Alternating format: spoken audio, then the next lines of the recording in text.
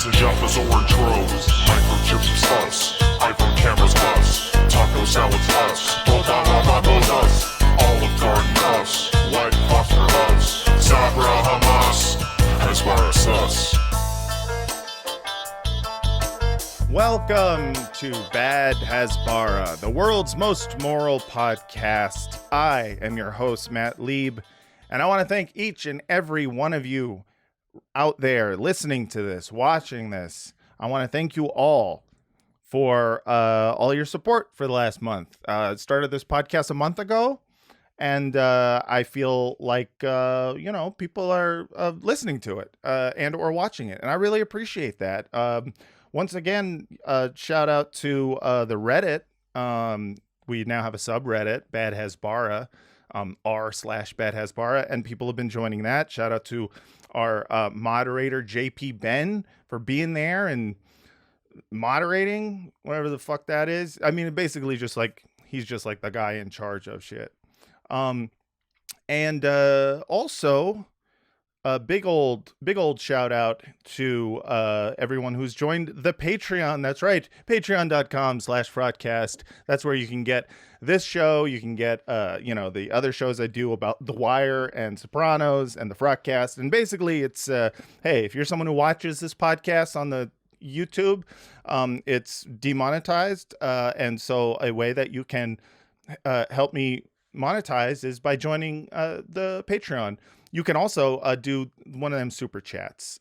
You can give $1 and be like, hey, Matt, your Buffalo Bills body lotion shirt rules. I didn't make it. I got it as a present, but it does rule because I love Silence of the Lambs. And I think Buffalo Bill was a misunderstood hero. You know, he just wanted a nice skin. Nothing wrong with that. Also, quick announcement. If you are in Sacramento, California, on Sunday, March 17th at 7 p.m., I and my wife, Francesca Fiorentini, will be headlining the Punchline in Sacramento. That's right, Sunday, March 17th at 7 p.m., my wife and I are going to be co-headlining the Punchline in Sacramento. If you like stand-up comedy, if you like going to see people talking to a microphone live and make jokes, that I just defined stand-up for you in case you didn't know what it is. That's what it is, and it's fun. And it's a great venue. Please get your tickets. I'm going to put a ticket link in the description, and click it.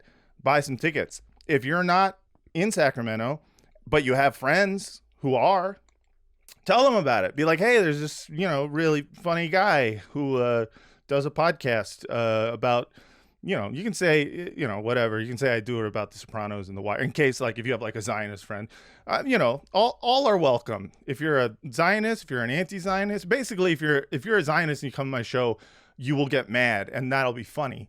So anyways, buy tickets. It'll be fun. You get to meet me. You get to meet my wife.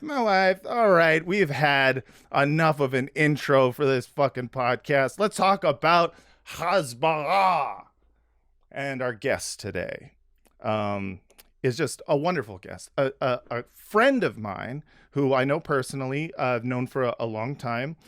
Somebody who many of you listeners and viewers will also know, associate editor at Electronic Intifada, and also the person who does the Electronic Intifada live streams. Ladies and gentlemen, everyone else, our guest today is Nora Barrows-Friedman. Wait, hold on. Where are you? There you are. There I am. Hi. Hey, what's Hi, up? Matt Lieb. What's up? Matt Lieb. Nora Barrows-Friedman. I it's great to be here, and I am a big fan of yours. I've been a big fan of yours even before we met and became friends. But also I was waiting for an invitation to come on the Sopranos podcast. Oh, it no never way. came. Yeah, it never came. It's fine. It's no hard shit. feelings. It's all good. It just takes a genocide for me to get on your show. Listen, I have a policy where it's like, if I'm going to book someone for something, I got to make sure that a genocide is going on. And at the time, There was no genocide, so I was like, well, you can't book Nora. Everyone's alive still. And so, well, not really. I mean, there was, it's been 75 years of ethnic cleansing, but you know what I mean. Potato, Matt Lieb. Listen, Nora, I don't know if you know this, but history started right October 7th. So. I mean, that's what Kamala Harris said. So yeah, I mean, and she's right. Yep. If there's one thing we know about our dear vice president, everything she says makes sense. She's really articulate and eloquent, poetic, actually. It is poetic. Yeah. Like if you take away the power and stuff, and how scary it is that someone like that has power, it's almost slam poetry. It's almost sure. It's got a 1950s beatnik quality to it, where you're just like, I don't know what it means, but sure, she's saying words and they're in an order that is incomprehensible. Just kind of whenever it's like jazz, like the words she's not saying. She's just riffing. She's just riffing, man. Sometimes you just go up there and you riff. I mean, I get it. But Nora, I was very excited to have you on this podcast, and I was so glad when I reached out to you that you had been paying attention to it, which is nice, just because I've been paying attention to your work for a long, long time. And I think we've both been mutual fans of each other's. I think, anti-Zionist Jews kind of we all know each other. Yeah. it's like we seek each other out. Yeah. Because it's like, I don't know. It's like you when you know you're not crazy, you sometimes forget, and you're just like, then you talk to other anti-Zionist Jews and you're like, we're right? Yeah, we're not the crazy ones. Right. They're the crazy ones. We're on the right side of history. Yeah, we are. It's literally like when you read your history, I read my history and I've listened to the stories of my elders, and I read, for example, the autobiography of Marek Edelman, who was one of the leaders of the Bundist, anti-Zionist fighters in the Warsaw Ghetto, and he was a staunch anti-Zionist, and he explained why. And so that's those are our elders. Those are our elders. And it's funny, I'm seeing kind of a resurgence of Bundism sort of coming back in the United States among American Jews, and probably internationally in the West as well, I assume. And for those of you who don't know, before there was, or I guess concurrently with Zionism, there was also Bundism, and this was a movement, short-lived movement, in the pre-Soviet Union during and before the revolution, and it was completely in conflict with Zionism, because it was like, no, that is not a that is not a solution, right? And like Marek Edelman, and they were like, we don't send us somewhere else to occupy someone else's land. We are Poles, we are Russian, we are Hungarians, and we belong to the country that we belong to. And this whole Zionism is antithetical to humanity, but its victims have been Palestinians first and foremost. But that's right. It's also very antithetical to Judaism and the Jewish people and everything. And so, it's nice. I mean, when I say resurgence, I mean our mutual friend of ours, Nato Green, invited me to a chat group. Nice. That's sort of like again joining. Something I haven't been invited to, but oh really? I'm sure it's just an oversight. It's an oversight. Yeah, I mean, I'm friends with NATO. I'm pretty chummy with NATO. I'll tell you this right now. I didn't get invited until I happened to be next to my wife while she was on the phone with NATO planning their live show in San Francisco. And I was like, oh, hey, you're on the phone, NATO? Hi, NATO. And then she stopped the conversation for a second. Hold on. NATO wants to say something. And it was do you want to, are you, no, first he said, are you a socialist? I'm like, you know this. What are you talking about? And also, are you a cop? It felt like I was like, nice. Are you a cop now? I mean, those are the two questions we always have to ask before we add anyone to a WhatsApp group now. Exactly. And then he was like, you want to join the Bund? And I was like, sure. Cool. Anyways, I'm going to text him right now. Text him right now. And see why I'm not in the Bund group. Yes, and while you're doing that, I'm going to tell people what we're going to be talking about today. I mean, we've got a bunch of stuff to talk about. Literally, like the last pod we did was on Tuesday of last week, and I felt like since that day, nonstop. It's been crazy. Like just, I mean, I know it's nonstop news all day, every day, but like I'm talking like there was stuff that I hadn't seen. Just real quick in terms of a quick social media Hasbara joint that I thought was a lot of fun. Apparently, like Elon Musk, he went over to oh my God, to Israel and tried to whitewash his anti-Semitism through pro-Zionism. And he was wearing like a little baby like flak jacket, right? Like it was like it was made for a little baby. Yeah, I like the little tight ones where it's just like, is there any way to like show off my fucking arms while I so vile. Yeah, and but what I was interested in, what I saw was apparently to honor the hostages or something. I don't captives. Really know.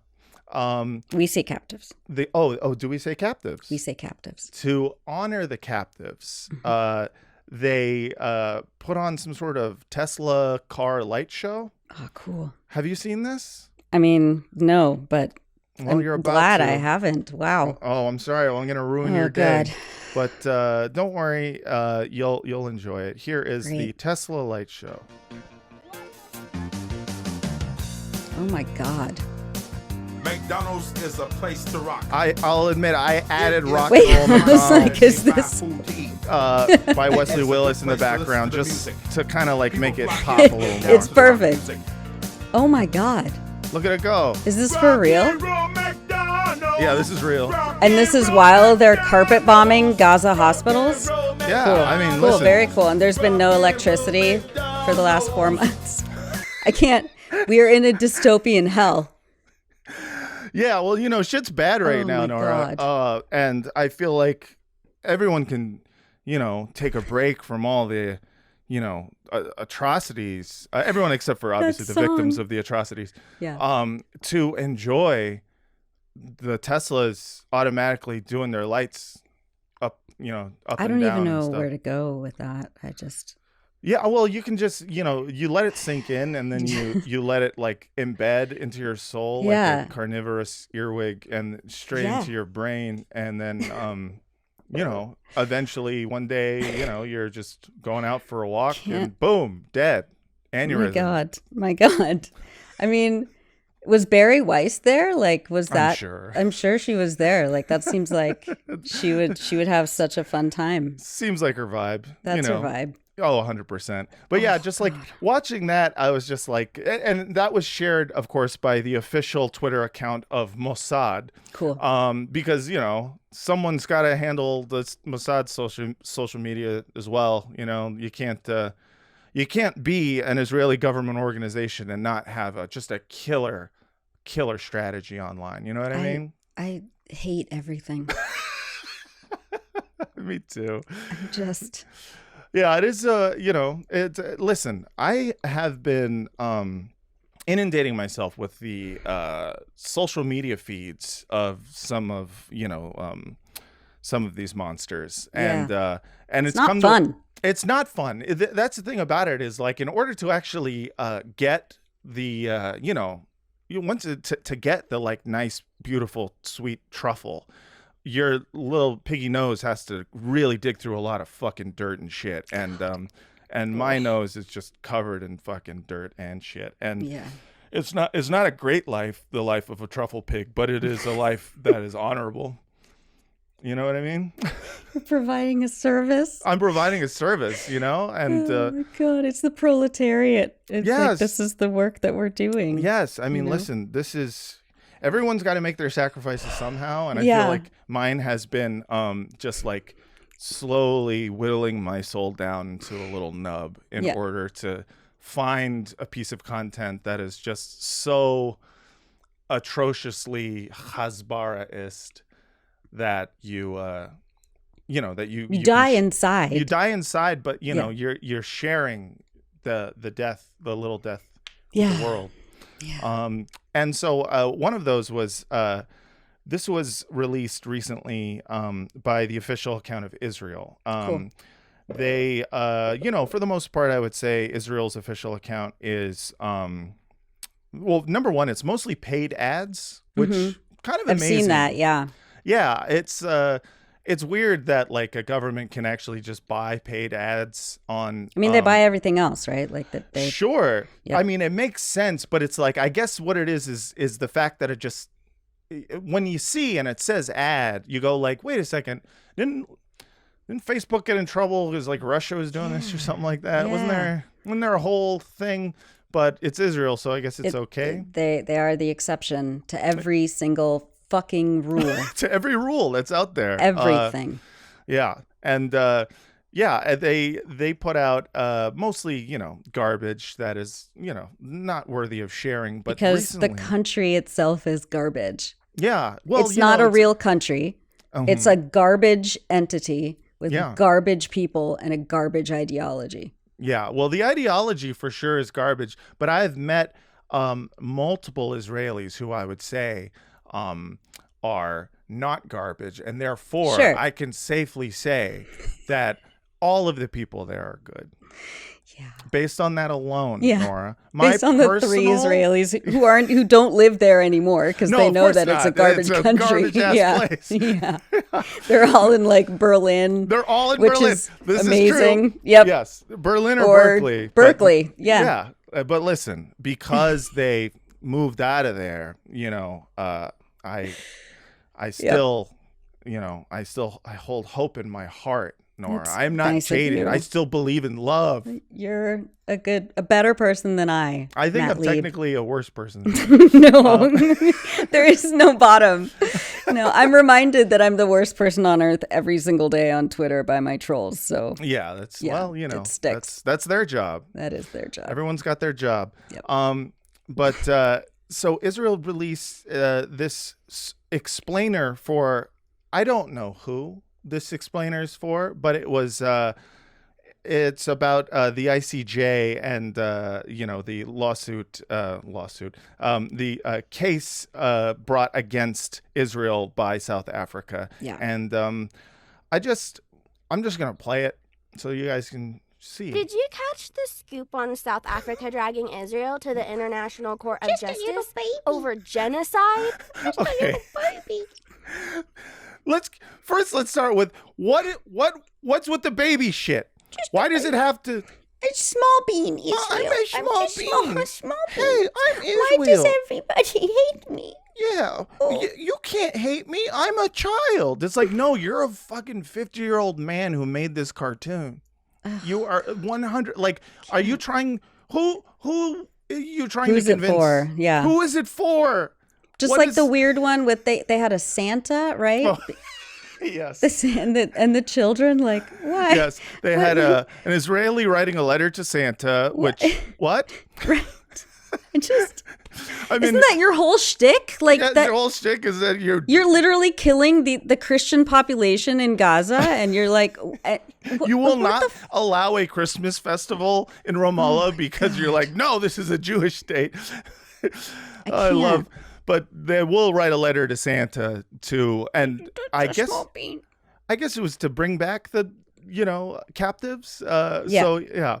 But this is to continue this. Let's see where this is South going. Africa really seems less about justice, more about a questionable alliance with Hamas, the ones behind over 1,200 Israeli deaths Which and is the a lie, kidnapping by the of way. 240 on October 7th. Mostly soldiers. That day was brutal.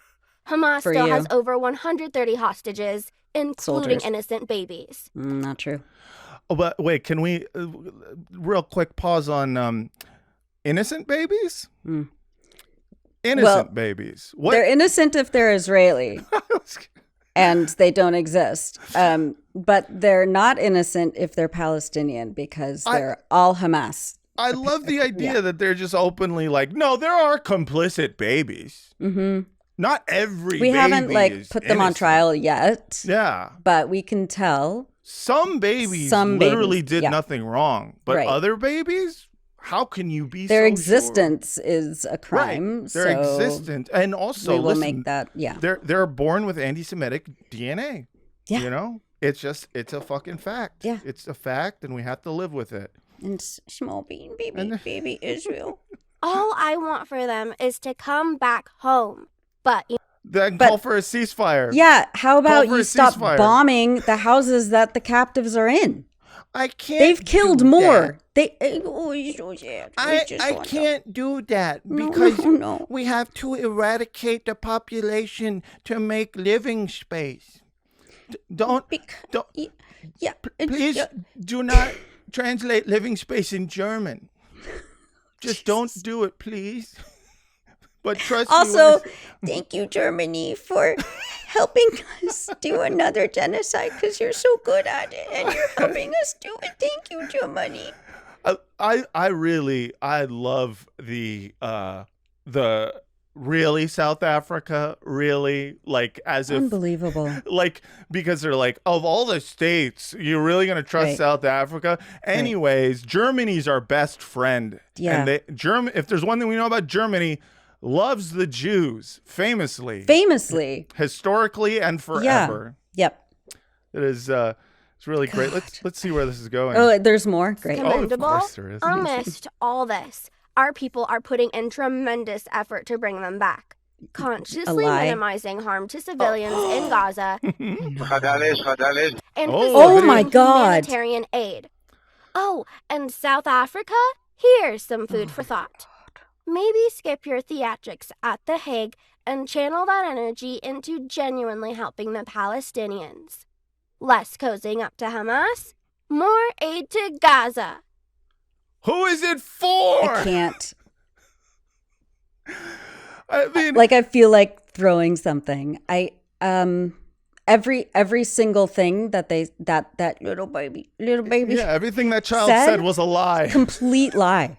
You're Everything talking about that more little baby aid to girl Gaza? sang. Like, just in the 5 days straight, the last 5 days, Mm-hmm. Israelis, famously a very like liberal, society, very Yeah, inclusive. they're liberal. They love democracy. They love it. They gay love people, it. They've been, They love helping. yeah, they love helping so much that they're like staging these insane Mm-hmm. fascist protests at the Karmi Abu Salim, Kerem Shalom crossing, which Mm-hmm. is at like the very like the corner of Gaza between Gaza and the Israeli Here, boundary. and we're going to Yeah, here we go. Right. interview some of them that we can try and find to talk to, some of them who came out, but they're members from all different sides of the Israeli political spectrum. They say they're from the right, they're people See? from the left.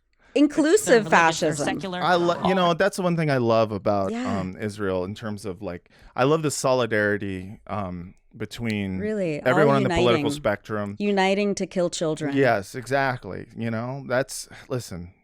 I wish we had a little bit of that solidarity here in America, just like all of us getting together. I mean, just Nancy Pelosi picking a is group. trying. I know we're trying. Fingers She is crossed. trying. We will do our own. All right. Some of them are families of hostages, but all coming out for the simple goal of trying to stop humanitarian aid. So, Shoshana, do you want to join me goal. and tell us a little bit about why you came out here today, Shoshana. why it's important for you to come here and protest? Why do you think they need to stop this aid? Well, all the aid that's going in is going straight to Hamas. It's just supporting the. All right. I'm sorry. Shoshana is from like Pasadena, Straight right? up from Like, Pasadena, but still is like, listen, I may not have an Israeli accent. I Right. may literally have just moved here 3 But years she's ago. super indigenous. But I'm super indigenous, and Uh-huh. I do pronounce the KH in Mm-hmm. Hamas. Like, A mess. you gotta do that. It's literally the law. That's what you. Terrorists. That's what you have. Like you have to sign a contract to do it when you make Aliyah or Yeah, it's whatever. part when of they it, put yeah. you in a settlement colony in like Yes. Mahmoud's backyard. That's right. The Yeah. law of returns explicitly states, like, yes, Yeah. you can move back and displace a family, but you have to take the pledge to Yeah. do the Cha The in Cha. Hamas. Yeah. You got to put the Cha in Hamas. And this is all in English, so let's keep hearing this because this is one of them surprising things. Usually you hear this kind of shit in Hebrew, You don't Yeah. usually American facing shit is not this explicit, but here we go. Well, all the hate that's going in is going straight to Hamas. It's just supporting the terrorists. I don't see any reason to support terrorism. Nobody wants that. We just want our hostages home. We want to stop Hamas. I don't understand why that's a problem. I don't see why the state of Israel should be supporting Hamas. Yeah. Yeah. Shashana. Oh, Shashana. Poor Shashana. Yeah. I mean, just like the idea that, you know, on the one hand, you have the cartoon little girl telling us about how much, you know, Israel is supporting, you know, the Minimizing civilian harm. deaths, even though by their own calculations, that 2/3 of the victims have been civilians. That's the Israeli government saying that. Right. Which, And even though, the amount of aid, any aid that they do let in, most of which they do not let in and or hold up or do whatever they can. 75% they don't let in after like numerous checks. Right. Yes. I mean, they can't get insulin. Yeah. Yeah. Well, I mean, you know, you can fashion insulin into some sort of sugar bomb, I believe. Yeah. That's the logic. Yeah, I believe that's right. Oh, about nice it. cat.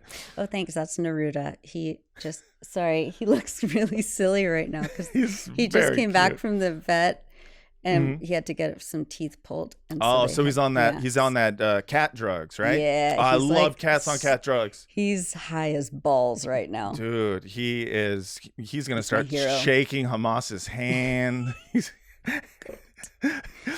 I'm sorry, I had to bring it back. They were all on dogs. That's why they said that it was okay. Even the cats are Hamas. Even the cats. See, it's like it's the fashion. They have to shave the cats for Hamas. You know what I love is one of the big things that stood out in my mind in Israel when I went there was a lot of fucking cats. Yeah, there are a lot of cats. Stray cat, like just covered in stray cats. I'm not. I assume that's because there was mice, but I don't really even know. I don't know, and the cats in Gaza in particular, they're so cute.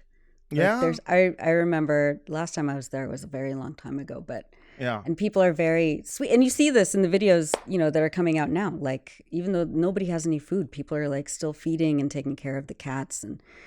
Yeah. All these like little girls and boys who, you know, had to evacuate from their apartments, you know, 5, 6, 7 times now over the last 4 months. They're still like toting their little cats around. And it's just, and it, like, I mean, I don't know. I guess they're not starving if they still love their cats. It's all a big lie. You got It's all a big lie. Pallywood. Yeah, it's all Pallywood. Which if you don't know what Pallywood is, I'm gonna do an episode on that at some point. The essentially the Alex Jones level like crisis actors theory. Total QAnon shit, yeah. Full on QAnon, Yeah. right wing. Like this is why, you know, anyone who is a liberal Zionist, I just am like, I don't know what to say to you. You are just they're a right scum. winger. Yeah, Scum. you're a scumbag because the idea that you would be supporting something you actively do not support here in the United States, Right. Because you believe that there should be a Jewish exception for this sort of, mindset, atrocities, all that shit. But Nasty. yeah, real bad times, real bad shit. So you've been to Gaza. I would love to hear you talk about your experiences there. I mean, you know, you've been in this world a long time. It's one of the reasons I've known who you are even before we met. And you know, I would love to ask you about it. I mean, I started going to Palestine in 2004 as a reporter. I did radio broadcast reports from there for years and years and years. I used to work at KPFA here in the Bay Area. So yeah, I'd go like 2-3 times a year for about a month or so at a time, and do You would do go to both journalism. Gaza and the West Bank? And the West Bank, mostly in the West Bank. Gaza was, even back then, very hard to get into. Of course. And then especially after the siege Right. in 2006. And so I've only been once since 2006. But the West Bank many, many times, and inside 48, which is present-day Israel, historic Palestine. But yeah, I mean, that's So when you were a journalist, before you started covering that, what did you have like a coming to Moses moment? Were you raised in Zionism? Were you a Zionist at one point? Absolutely not. And it's great. Like, for all the, my parents are lunatics in many other ways, but they had political principles. And my mom especially, she, they were both raised on the East Coast. New York, I consider as my ancestral homeland. But like never, both of them were, children of immigrants who spoke only Yiddish and survived the pogroms and came over to the U.S. at the turn of last century. And there was never like a lot of Israel talk in their households. They were really trying to assimilate. I guess that's what like our grandparents' generation were up to. Right. But then when my mom and dad, came of age, and it was like Vietnam War era and all this stuff, they were like, oh yeah, Israel, like, which is really like kind of. It's that's surprising, yeah. Because that is, I feel like that is not a common story, no, not especially when with regards to I think the way American Jewry kind of embraced Israel more so after 1967 than ever, totally.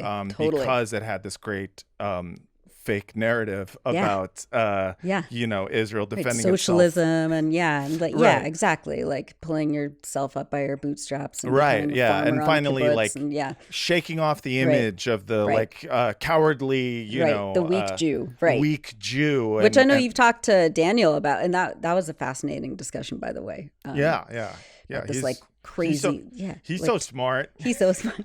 He's very smart. Oh, he's so smart. Yeah, he's very smart. Yeah, I'm smart too. Yeah, no, you're doing fine.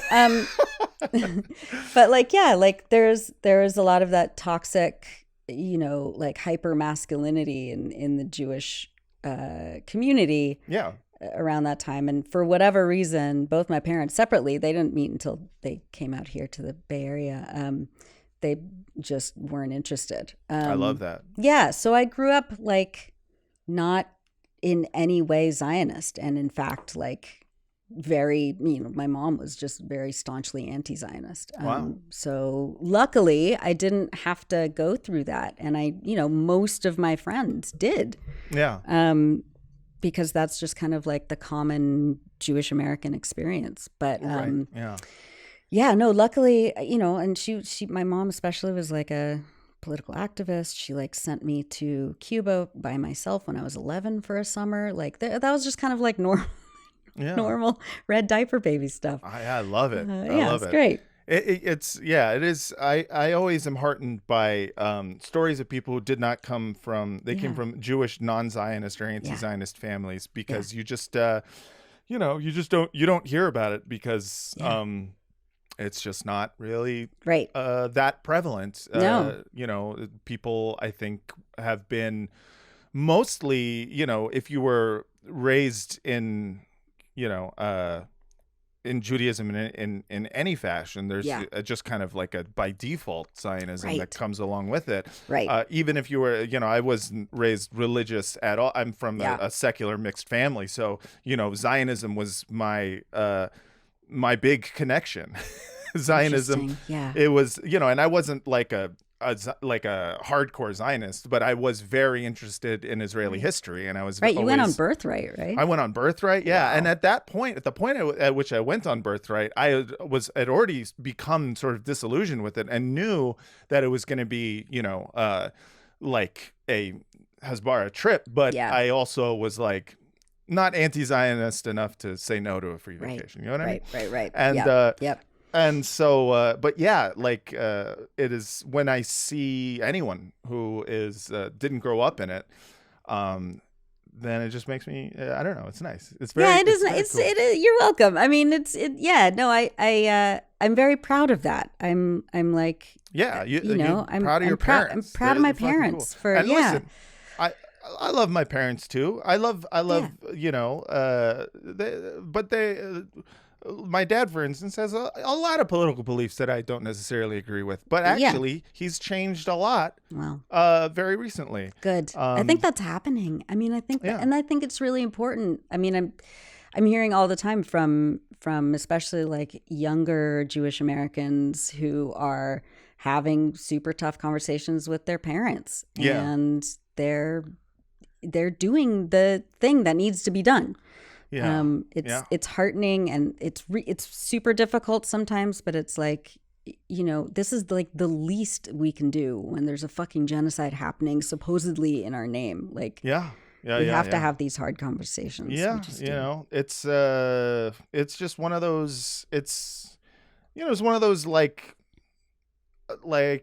privilege things. Yeah. Like there is a privilege here where you can talk about it because literally the contents of your blood is such that it allows you to displace a Palestinian family based on like this fascistic law of return. So and insane. and like that, you know, to me, I kind of like recently started likening it to like just my experience as being, you know, kind of an ethnic Jew, you know, a cultural secular Jew, and being like the crazy thing is like I'm Jewish enough to be murdered by Hitler or to displace a Palestinian family. And that is like the kind of blood and soil nature of the Zionist project is something that is spun as a you know, like, oh no, it's a good thing. It's like, you know, we're now using the master's tools for good. Yeah, it's great. Now we can be the administrators of the Bergen-Belsen concentration camp. Right, exactly. That apparently is liberation for us. Like, that's it's liberation. so twisted and psychotic. It's psychotic. Completely psychotic. Yeah. And it is something that I think more and more people are kind of like waking up to. Yeah. And I want to bring us to our next story to talk about more wonderful Hasbara, but this is from the Intercept. And this is something that I read yesterday and I wanted to share with people because it's going to introduce us to a new main character on this show, which is called the pro-Israel media watchdog Camera. Camera, you say it correctly. You got to put the KH in Camera. That's the Committee for Accuracy in Middle East Reporting and Analysis. Very like nebulous. I mean, there was a really strained way to get that acronym. You know what I mean? Yeah. They're like, we want it to be called Camera. Exactly. Find the way. And so I'm going to share my screen so people can see it. And this is an article written by Daniel Boguslaw, or Bogus Law. Could be that. I bet it's Boguslaw. I think it's Boguslav. Maybe. Boguslav. Ooh, Maybe even better. Boguslav? I don't know. Yeah. And Ryan Grimm. That I can pronounce. New York Times puts daily episode on ice amid internal firestorm over Hamas sexual violence article. If you guys aren't familiar with that article, that was a few weeks back. It feels like a few weeks back. It could have been a day back. I think it was 3 weeks ago. Yeah. What is time? I don't know. 3 weeks, 3 years, but I think it was 3 weeks. And they put out this article written by a Pulitzer Prize winning journalist and a few of their other journalists over there at the New York Times, basically reinforcing the idea of the mass sexual assault used as a weapon of war, something that has been like greatly debated like before the article and after the article. And we, along with Mondo Weiss and the Gray Zone, debunked that. That's right. From the start. And the Intercept article is great. It does fail to credit these, us and the other independent outlets for doing the job. But it's okay. It talks about kind of using the nebulous term critics. Yeah. Which all I could think of it was like you're talking about EI, Mondo Weiss, and Gray Zone. Yeah. So it kind of weird, but hey, the point is critics. Critics, sure. And what it says is what we've been saying, which is that the New York Times article was built on, like a structure made of noodles fed to it by the Israeli military and these like insanely fascistic Israeli Hasbarists in Israel. Yeah, and they're what do you call it? First responder teams. Right. The Zaka unit, which is like this crazy, like Orthodox rabbinical, like they're not even like licensed coroners or forensic, anything. It's just like this like weird, super right wing, very genocidal, like literally like a cult where I think the founder of Zaka was actually a pedophile. Yes, he was a pedophile, and I believe he committed suicide once that came to light. I mean, I hope so. Just no mercy for that. I mean, listen, fingers crossed. Shit, but But then, like this guy Jeffrey Gettleman, who I hope is dragged to some gulag for his role in perpetrating these lies that are meant to provide cover for Israel's genocide. Right. I hope that he gets the Judith Miller treatment and then some.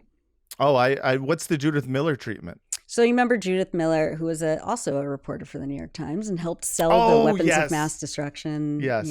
That's right. That's right.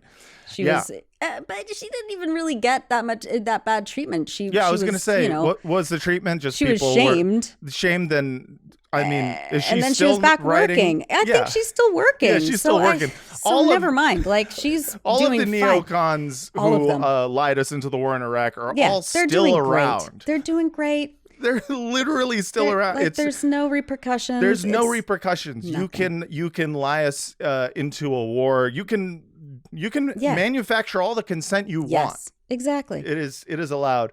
But this was a story that I think was from the beginning. I clocked this as explicitly poison pilled. Yeah.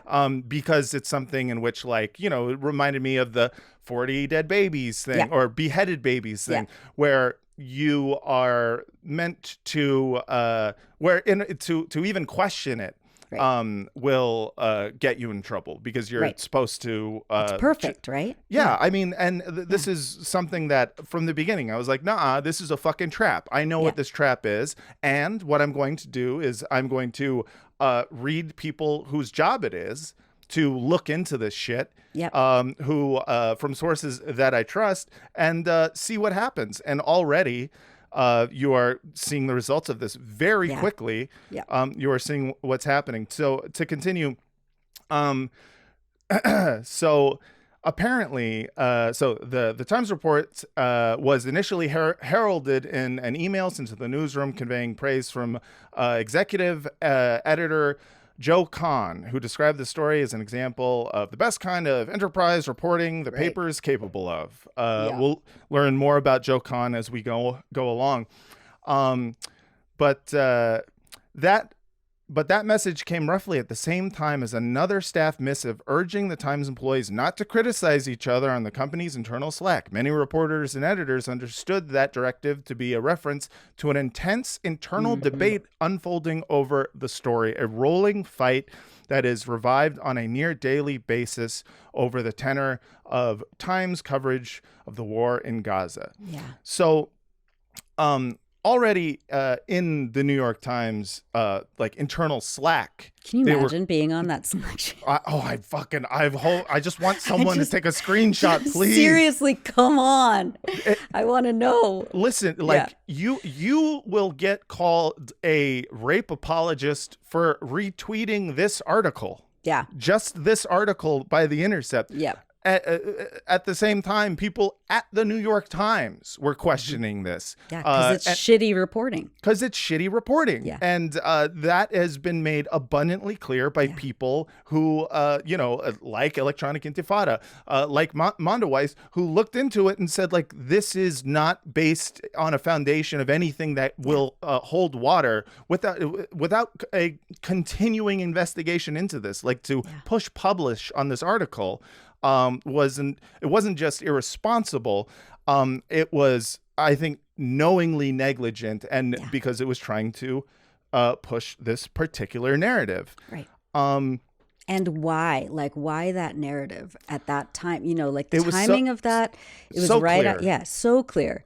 It was, you know, as all the 36 hospitals in Gaza were getting carpet bombed. Yes. As children were running out of food, and now there is a famine 3 weeks later. Mm-hmm. As women, you know, didn't have any, they still don't have any reproductive care.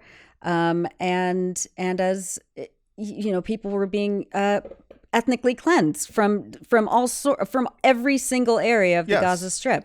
And it was all live on tape. All live on tape. Yes. And people were growing here in this country, we're growing more and more restless. And we're asking, and, you know, we're starting to shut down Joe Biden at his, you know, campaign speeches. Yeah. And so they needed to manufacture this brilliant piece of propaganda, Hasbara, to try and it, you know, in some cases it worked. I mean, like my mom was saying that one of her friends, who's, you know, always been anti-Zionist, not Jewish, but, you know, anti-Zionist and anti-war and very, you know, very like, she was like, well, you know, after that report, you know, I can understand why Israel has, you know, and I was like, holy shit, you know, if that's happening to like the left, you know, hippies in Berkeley, what is it doing elsewhere around the country and around the world? I mean, they're just like, you know, it was so mendacious, like pernicious and like evil that they did this without any evidence at all. Quoting the most flimsiest and like sleaziest sources they could. Yeah. And doing it so clearly in this sort of like the order in which this story came in. It's just like everything has been since the 7th, or since, you know, honestly, since they started the actual incursion, you know, first with the bombing and then with the invasion. It's just been this continual re-traumatization cycle for anyone who was looking with their eyes at like the rain of fire and death being brought down upon people who were clearly civilians. Yeah. Just to remind you to keep that anger, to keep like whatever you're holding on to. And I think what was even more disgusting about the you know, mass beheaded babies story and this story was that they were so clearly, again, like poison pilled. They were so clearly meant for you to, because someone could yell at your face, you know, oh, so you're okay with them doing mass rape, and you, as someone who's not, who wasn't there, who's not on the ground, you know, wasn't around, didn't see anything with their own eyes, are put in the position of having to go like, well, did that happen? Right. And immediately, I mean, I know people who have been doxxed over, you know, retweeting stuff like that. Like, I don't trust this story based on the history of what Israel, the kind of Hasbara that's come out since the 7th, where people were getting, you know, I mean, people get doxxed for and harassed for all sorts of like anti-Zionist opinions, or just like straight up, you know, slightly critical of Israel critiques, you know. Right. But like this was so pointed, it was so poison pilled, and you know. Yeah. No, it really like it took advantage of especially like white liberal fantasy projections about Arab men, Arab Muslim men, where they're like savage brutes. They are sexual deviants. They cannot handle themselves around pretty white Israeli women. They have to rape them. It's and I mean, this is like it's been on steroids the last 4 months, but especially since 9/11. This like explosion of anti-Arab racism and Islamophobia in this country in particular, playing into these tropes in order to dehumanize people in the Arab world so that it's easier for us to contemplate killing them en masse, 1 million dead Iraqis. Which is just such an insane thing for a liberal to agree with. Completely. Because it's like, wait, there's no woke way to do genocide. Like in what worlds can you be like, we have to kill them because they don't believe in girl bosses, or we have to kill them because they don't, they don't believe that imposter syndrome is a DSM-6 diagnosis. It's like, you don't get to mass murder people because you are like, well, some of them are rapists. Like even if, and that was the same thing I said with the babies, like even if this is true, even if every fucking word of this is true, there's no way that you can hold on to the logic that it is okay for this to be a response to that. Right. Absolutely. And that was the entire point. And unfortunately, because it's Palestine and Palestinians and Palestinian men who, who are defending their people when no one else will step in, enacting a spectacular military operation that was intended to take high-level Israeli soldier captives and exchange them for the Palestinian prisoners, including women and small children who are being tortured inside Israeli dungeon prisons by the thousands every single fucking day. Like they needed to turn the Palestinian cause in general into a caricature, a racist caricature based on disgusting lies about Arab men, and the old adage of like, when you scratch a liberal, you see a fascist underneath. Like it just really exactly. I know. That really, like, you really saw that happen. I know, and I think you're 100% right. Like the narrative, I think because of the extent of what happened on the 7th, being like so. The scale was so big that they needed to reframe this, because there comes a point at which you like look at a terrorist act like that and you go like, well, why? And when you start asking why, you start getting the answer. And when you start getting the answer, you a little bit go like, well, I'm not saying it's okay to kill people or take hostages or whatever, but like, I don't know. Like once you start asking why, then you're like, wait, was it really a quote unquote terrorist attack? Right. I think it was a very, it was a serious military operation that defeated the Israeli Southern Command. I mean, within literal minutes. Yeah, minutes. And it's interesting. They didn't know that they would that they would have such a weak ass enemy in the Israelis. Yeah, I mean, that I think was the biggest surprise, and I think that honestly, I would love to hear. I think more is going to come out as life goes on with this fucking monstrous bullshit. Yeah. About how much of this response, it was based on not just they did terrorism, but I think the utter humiliation. Of the IDF. Exactly. Like being completely taken by surprise by people in fucking fan boats, and like who had been highly trained and skilled. Yeah, I mean, they were practicing and under their noses in one of the like biggest like fucking technologically sound open air prison. I mean, we had they were under 24-hour surveillance. The sound in Gaza on a daily basis has been described as just the constant buzzing of drones. And not just for the last 4 months, but for the last 17 years. Yes. For as long as the siege has been and as long as they've had the drone technology. Exactly. But yeah, so like there is, when people started, I think, looking into it, and so I think Israel knew that the message had to be filled with the narrative had to be filled with this poison pill stuff. No one wants to question whether or not a rape took place, whether or not a baby was beheaded, because whether or not a baby was beheaded or it died by getting shot, it's still a fucking atrocity. By the Israelis, right? Well, who did it is also going to be a new thing. There's that. I mean, we've been covering that, since like a few days after October 7th. Right. It's like, you look at the aerial footage of the Supernova, music festival, or Kibbutz Be'eri, where all these like homes were like, it just like turned to rubble. It looks like Gaza, right?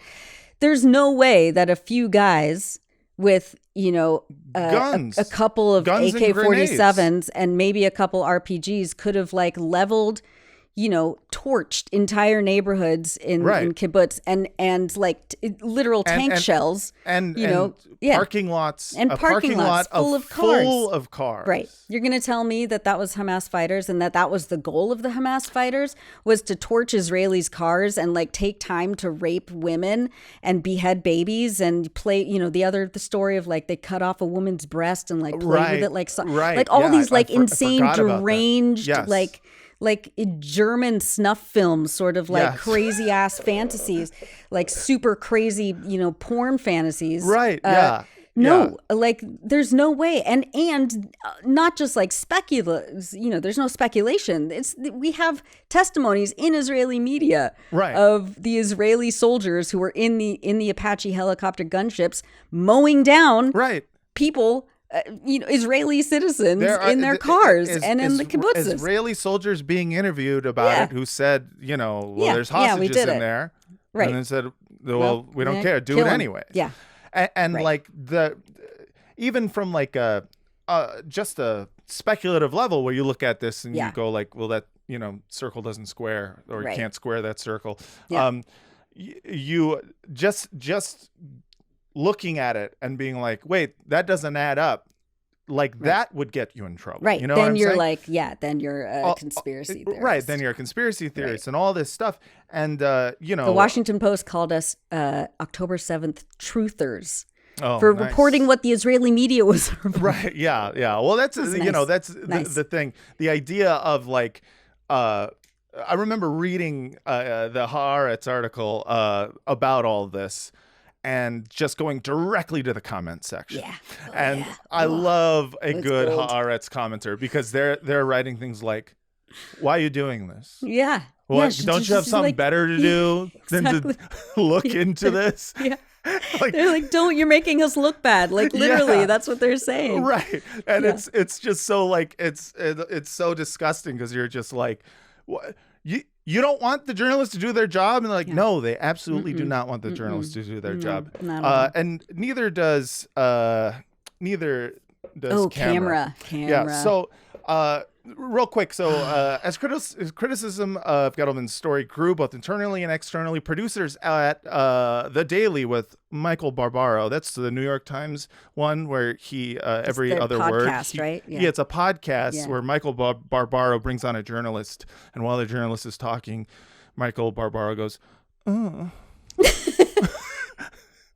He likes to come when he's like, listen. God, that's so vile. Have you ever heard he just goes, like one time I heard one, like mostly it's like, but God. one time I heard he was just like, oh, like it's perfect. That's perfect for the New York Times, because they're just sitting there like jerking off to their own fucking propaganda. Yeah. Just their own reflection in their fucking cool Coke bottle glasses. Yeah, exactly. So producers at the Daily shelved the original script and paused the episode. According to the newsroom sources familiar with the process, a new script was drafted, one that offered major caveats, allowed for uncertainty, and asked open-ended questions that were absent from the original article, which presented its findings as definitive evidence of the systematic use of sexual violence as a weapon of war. Imagine that. So just so you can understand, listeners at home, they shelved this episode because the new script looked at the article and decided to ask the clarifying questions and decided to essentially they looked at the criticism of the article. They said, okay, that does track.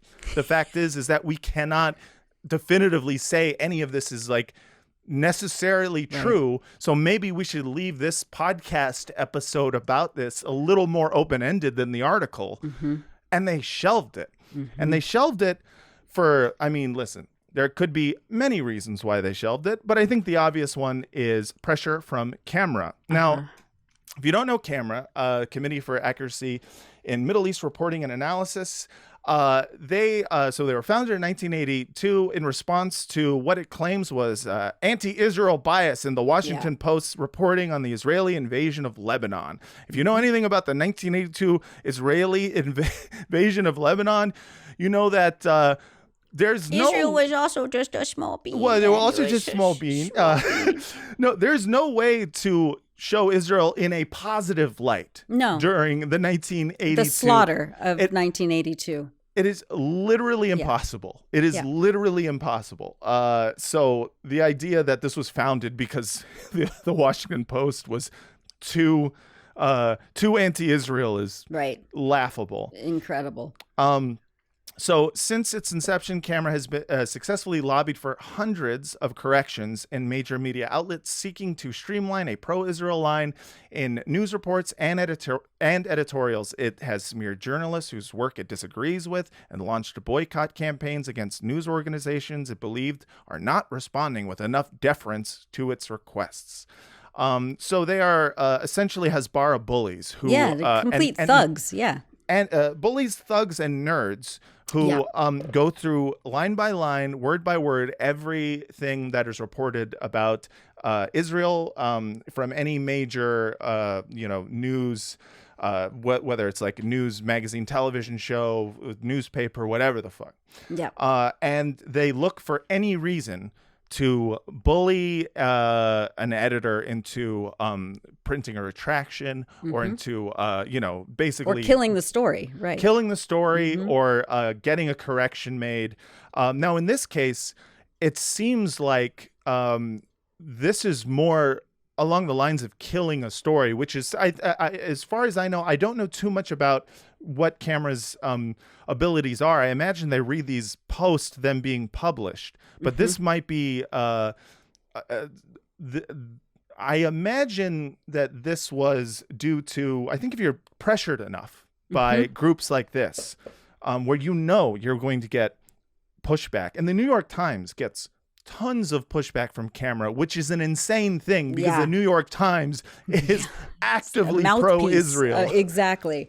Yeah, isn't that amazing? I mean, it says a lot about CAMRA and about the New York Times. Yes. That the New York Times, instead of, relaying the facts, that they'll just play both sides to the middle because they're a very political news organization that, wants to keep its friends in high places, wants to, their journalists want to keep their status and their access to the centers of power, not to monitor them, but to go to, like cocktails after work with. Yeah, 100%. So what's the point of the New York Times if they're just going to bend over backwards and then be railed by CAMRA at the same time? It is really such a stupid position to be in because you're number one, you're never going to satisfy CAMRA because CAMRA is fucking insane. I believe I read there was Edward Said who said something like, CAMRA's views are more right-wing than Israel, like more so than the Israeli government. Like these guys are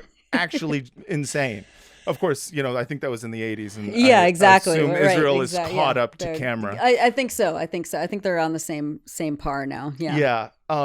Yeah. So camera, and this article goes into detail about how the editor of the New York Times, his father, let me get Leo. His father, Leo Kahn, is a longtime member of Camera's board. What do you know? Yeah, though before Kahn rose to prominence at the paper. Though, just so you know, before his son rose to prominence at the paper. Right. All right. Sure. So, I'm sure. Yeah. I'm sure that was just like based on his own merits that he rose up to prominence. Yeah. Yeah. Totally. Yeah, but so it says, by the time Leo Kahn joined the group as a board member in 1990, it was already famous for its aggressive pursuit of corrections and wording changes in the media to reflect a more pro-Israel stance. And according to the Times profile of Kahn, when he was elevated to his current post in 2022, he and his father often dissected newspaper coverage together. Just like other fathers and sons go fishing or like, hang out, some bowling. fathers and sons like to do Hasbara together. They do. What's it's so a family wrong with effort. that? It's just sweet. It's it the family business. Yeah. All right, come on, son. Let's go reverse this narrative. So yeah, the camera, the idea that camera might be responsible for them pulling the story, I think is absolutely plausible because of the fact that Leo Kahn, his what's the name of the Joe Kahn. Yeah, Joe Kahn, is Joe Kahn was raised with camera. He knows what the fuck camera is. And camera, doesn't mean that camera doesn't harass him constantly. But what it means is that he's already deferential to pro-Israel coverage.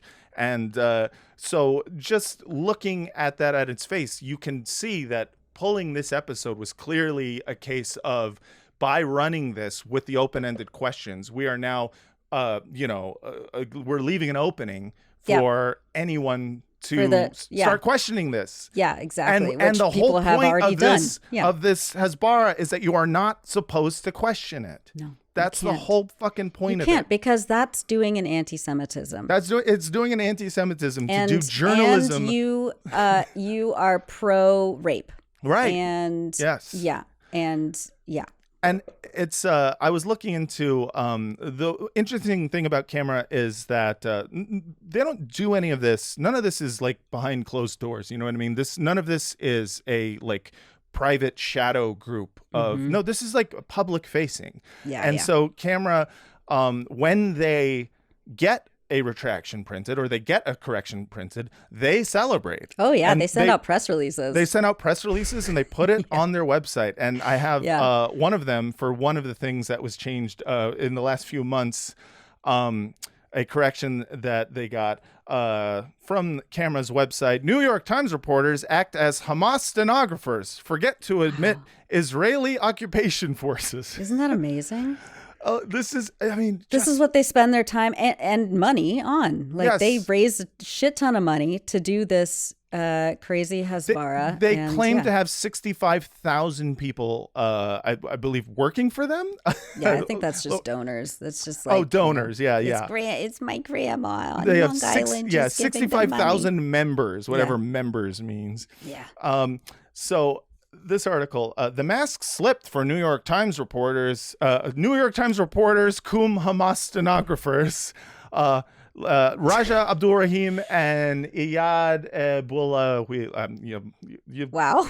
Wow. Try it again. Ebu Hawela. Ebu Hawela. Listen, if someone else does it, then I can repeat it.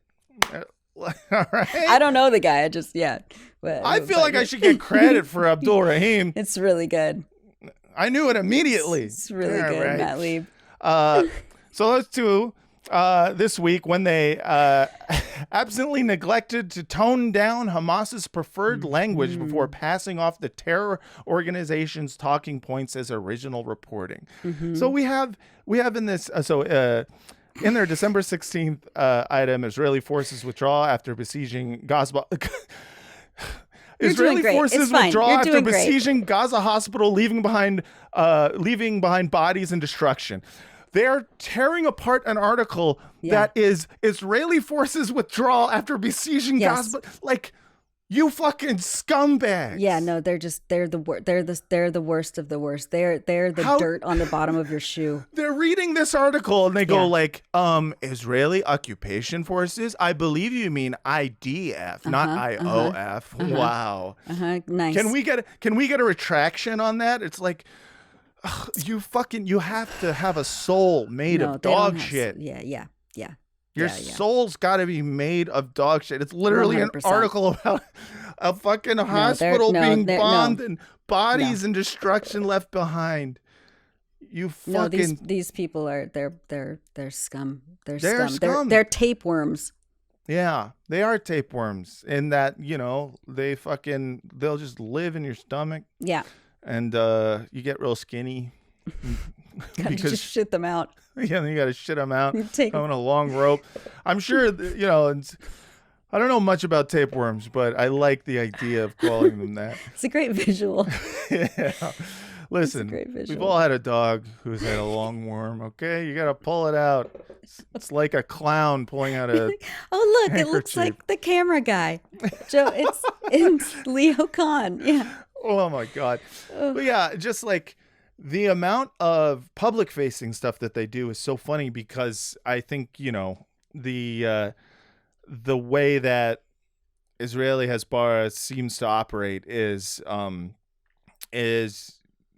you just say the most insane lie out loud. Yeah. And it's crazy because nobody...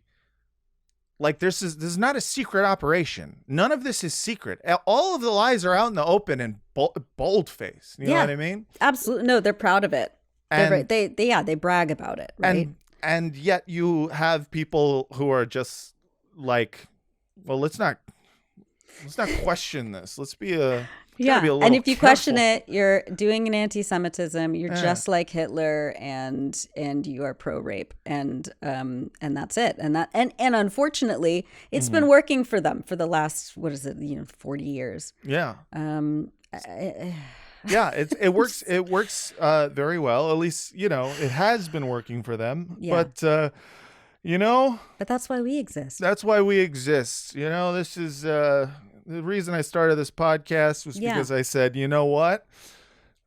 Someone's got to say the truth. Yes. Matt Lieb, you're doing a mitzvah. Listen, I'm doing a mitzvah. You're doing a mitzvah. I'm doing the best I can. You're a mensch. You're doing the best you can. That's all you got. I'm going to let the real journalists at, Electronic Intifada and various other great publications out there, I'm going to let you guys do the actual work of journalism. Thanks. But I'm going to play videos, read articles, and laugh about it. Yeah. I mean, I think that's also a really important, it's, I don't know, like I'm of two minds about humor during this time. Like it's very necessary. We can't, and we can't give, like my friend Rifat Al-Arir said, he was assassinated a month and a half ago. He was like, we can't give in to their barbarism. They're not going to dehumanize us. And Rifat was one of the funniest fucking people I knew.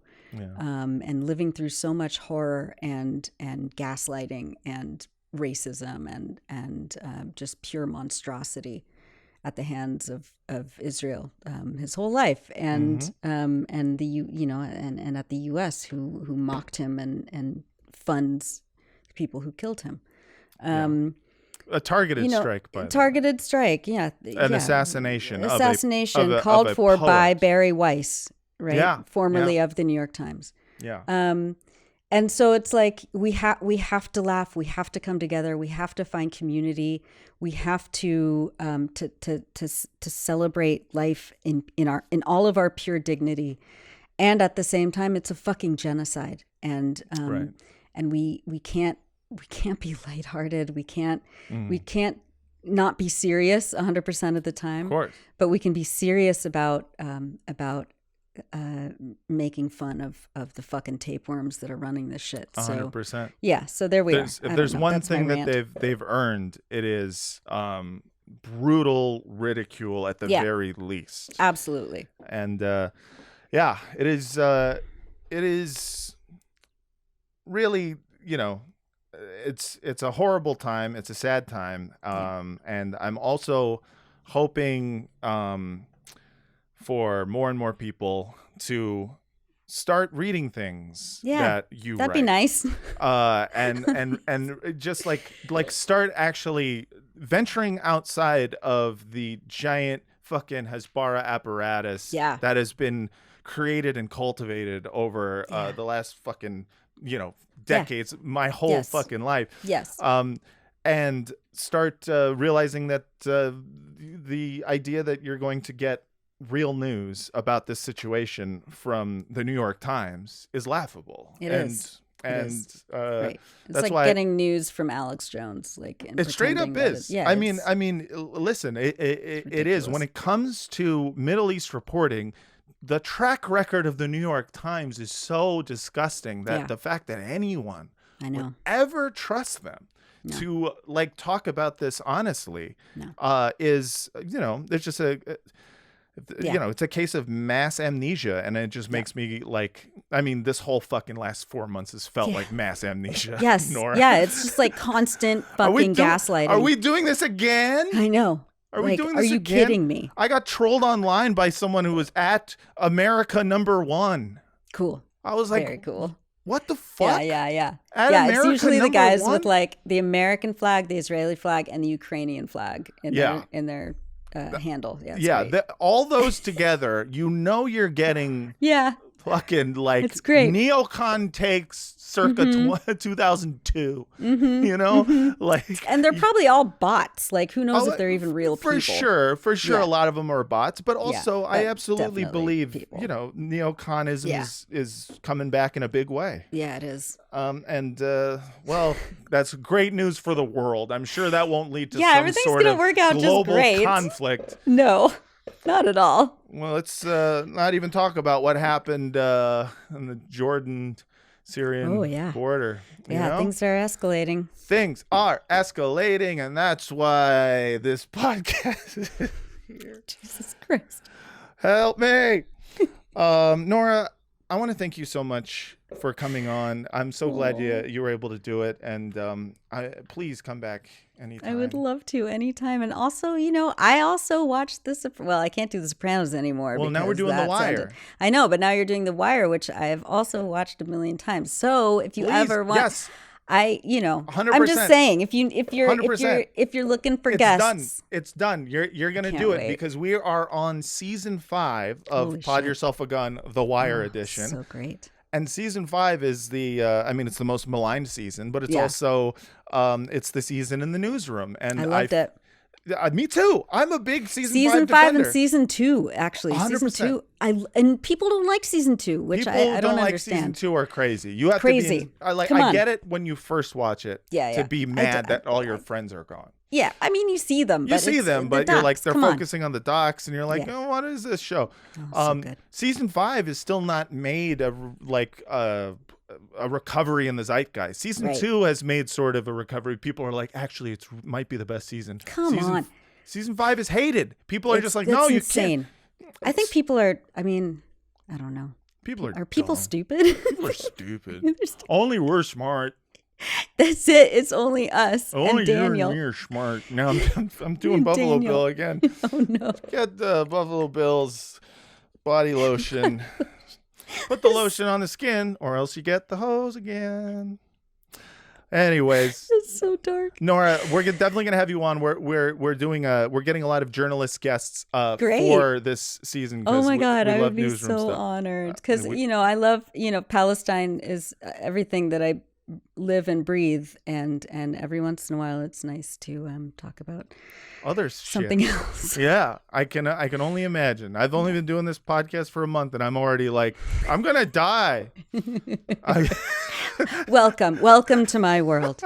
I'm on so much Zoloft, Matt Lieb. I can't imagine. Like more than like an elephant would need to be sedated. Like all right. It's fantastic. Come join us. I gotta get that prescripty script. It's good shit, man. This shit Good is bad shit. for my brain. But Nora, where can people find your work? Where can people find you? I am at the Electronic Intifada, which is electronicintifada.net. We also have a fantastic YouTube channel. I think it's all, you can just search for the Electronic Intifada. We do live stream broadcasts once or twice a week. And you can sign up on our YouTube channel to get notified of when that's happening. We have spectacular guests, news that you won't find in the New York Times. And I'm on Twitter at NoraBF. So that's all the things, yeah. Check out Nora's work. Check out the Electronic Intifada. Nora, thank you so much for coming on. Aww, and Lieb. I love you. I love you so much. I love you. I'm so glad we could do this. Me too. Patreon.com/Frotcast. Please join. badhasbara@gmail.com. Please email me your messages. Send a voice memo if you have a story that you really got to tell. Personal story about, your own experiences. Also, just for a few people have been asking, I have lined up a lot of great Palestinian guests. I realize that I've had Arab guests, I've had Persian guests, I've had a lot of too many Jewish, Jews. Too many Jews. Too many. And people are like, "Where's the Palestinian guests at?" They are coming, and you're going to be happy. They are great, fantastic people that you will very much enjoy. And yeah. Please listen again, and until next time, from